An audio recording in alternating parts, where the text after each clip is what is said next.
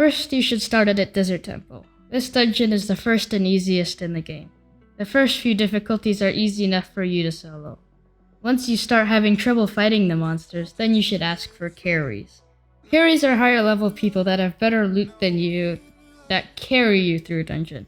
Basically, they just do the dungeon for you since they do more damage and have more health. You don't get to sit back and do nothing though. You should try healing them whenever they start losing health. So, back to the topic.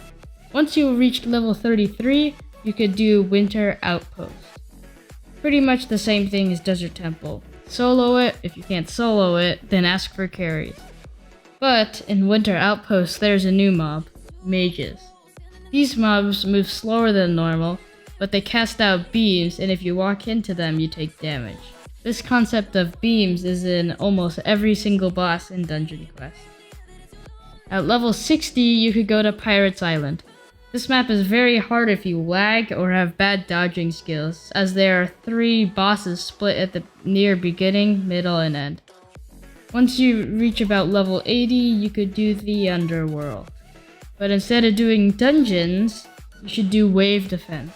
Wave Defense is just how it sounds. There are 2 hordes of mobs that spawn at the gates, and every 15 waves, the health and damage of the mobs increase by 25% until you die. If you have a carry with you, if one of you dies, then you can't respawn until the end of every 5th wave. You should continue grinding and getting carried in Wave Defense all the way until you get to Ghastly Harbor at level 110. At this point, things could start getting difficult. Basically, you revert to the same tactic as you did before, getting carried. But it gets a lot harder to level up. Just keep grinding until you reach boss raids at level 130. Boss raids is a lot different than regular games, as the entire thing is just one big boss that you have to defeat. There are 30 keys. Each key can unlock a higher difficulty boss. Of course, you get better loot every time the boss gets harder. I recommend waiting or asking high levels to carry you in tier 30 boss raids so you can start to get good loot. Once you got really good stuff for your level, you should be around 133 to 137. Now you could start soloing in tier 1 boss raids. Tier 1 boss raids give the same amount of XP as tier 30 does, which is 65 million. This is huge. When I was grinding, you could only get 40 million XP. It makes it a lot easier, but it still is a big stretch to the finish line. About from 136 to 139, the grind gets very difficult. What I did was that I would split screen my computer on YouTube and Roblox so I didn't get bored. Once you get to level 140, you successfully made it to the last dungeon.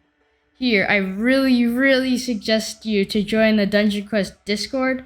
Go to tag Orbital Outpost and join somebody that is doing Orbital Outpost Insane.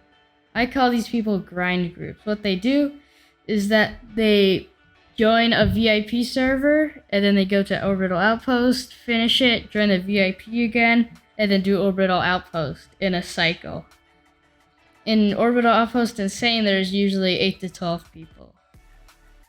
Once you get to level 145, all you do is grind and grind groups. You can't ask for carries because since this is the highest dungeon, a level 175 and a level 150 could have the same loot. Sometimes grind groups could get a little crazy. A good number of people for an Orbital Outpost Nightmare grind group is 10 to 15. Once it gets over 20, things could get bad. A lot of people could seem good at first, but the more people equals the more health mobs have. This still doesn't seem bad until you get to the final boss, Lord Varash. He wouldn't seem that bad until he does his healing attacks. He has 2 healing attacks. One that looks like a yellow focus beam and one where he teleports to the nearest player and hits them. If you don't dodge the attacks, you lose health and Lord Varash gains health. If there's a ton of people, then number 1, too many clustered people means you can't see much, and number 2, there's a lot of people who would usually die at the first or second boss from their lack of dodging skills. But since there's so many people, they could stay behind. Then that means they could make it to the final boss and don't dodge the healing attack. So Lord Varash just picks people off one by one until there's barely any people left. You might win, but it'll take a really long time. Eventually, after grinding a couple of days, you are finally at a level 150. Congrats! But if you want to go further, you could go ahead. But you wouldn't want to grind too much. There's a new dungeon that is coming out soon. Here are some of the clips.